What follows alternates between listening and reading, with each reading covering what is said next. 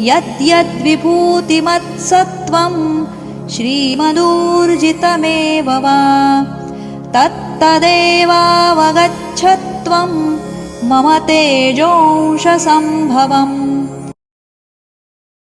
यद्यद्विभूतिमत्सत्त्वं श्रीमदूर्जितमेव वा तद्देवावगच्छत्वं मम तेजोंशसम्भवम्। अध्याय 10 श्लोक 41। इस श्लोक में कृष्ण अपनी सारी विभूतियों को एक सूत्र में बांधते हुए जनरलाइज करते हुए कहते हैं दोस्तों कि जो भी विभूति युक्त अर्थात ऐश्वर्य युक्त, कांति युक्त और शक्ति युक्त वस्तु है उसको तू मेरे तेज के अंश की ही अभिव्यक्ति जान।